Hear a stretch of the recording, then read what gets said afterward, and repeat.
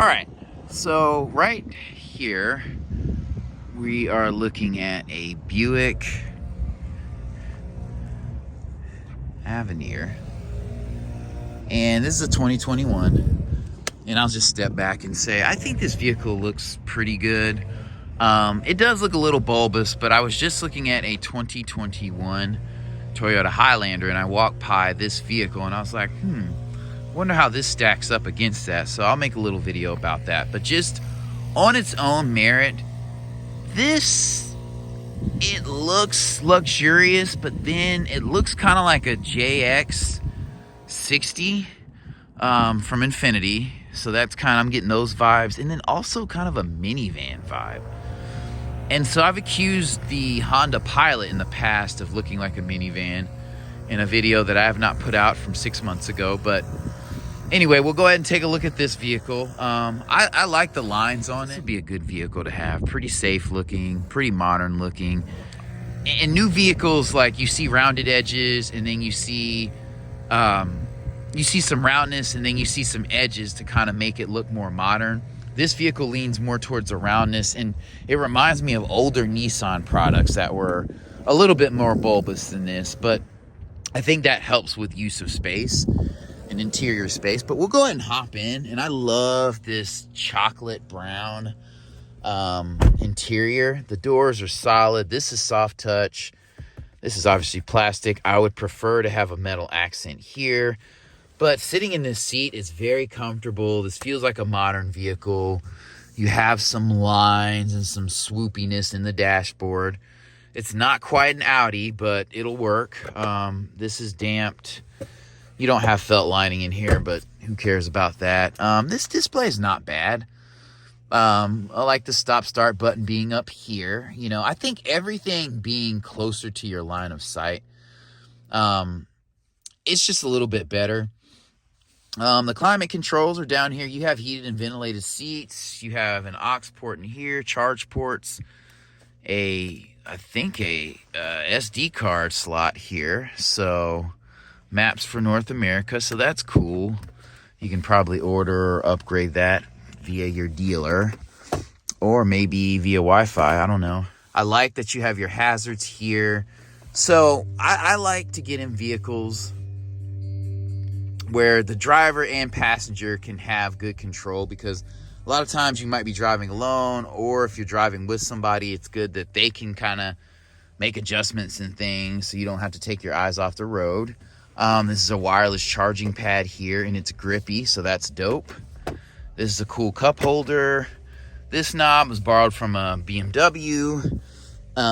This console is pretty straightforward. You have a cubby here, and then one down there, so that's dope. It does have a 3.6 liter engine, so you don't have to be afraid that it's, you know, a Chevy or GM turbo. I like the design of the seats. They have some swoopiness, some curves to them, but they're not over styled. You do have a sunroof in here that goes back. That's a good size sunroof. And then you have one like a moon roof back there. And just looking back here, this interior looks pretty dope. It looks better to me than because of the design, than the Highlander. Stepping back here, you know, you have pretty good room. You have heated seats back here, climate controls, a regular charger. That's pretty dope. Map pockets, good room. These seats are comfortable. I would say this back seat, this second row, is not as comfortable as the Highlander, but the design is a little better. I like this piping here and the perforations here. And I like the doors and stuff better, but these seats are flat. They have like no contouring, which is kind of an American thing.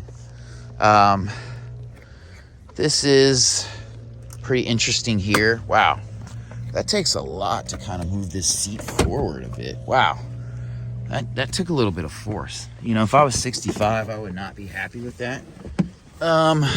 Room back here. Anyway, so yeah, it's decent room back here. This seat definitely feels better. It's a little bit more reclined than the Highlander that I was just in. You have a charge port here. So this is pretty straightforward, but this is a nice SUV, and it feels a little bit more cavernous. Not super huge, but a little bit more space than the Highlander. So I like the design of this door and how this pillar right here kind of comes in.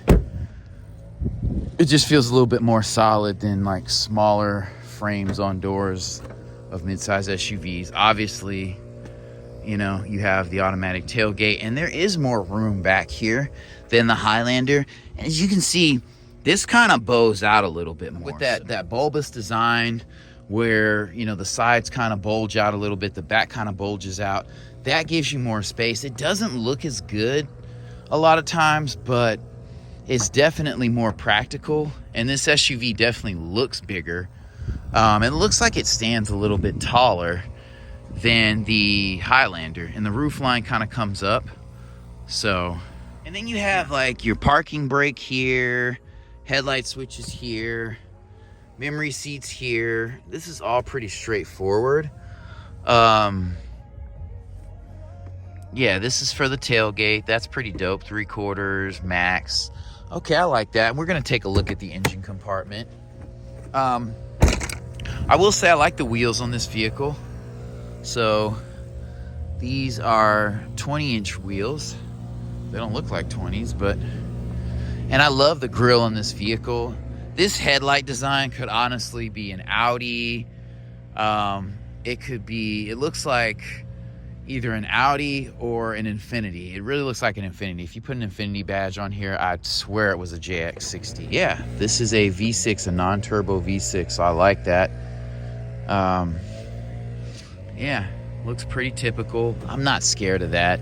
GM knows how to make a V6, so yeah, can't complain. I think this is a great option. I just don't think like a younger person would like this design. It looks stately, but not for a young person.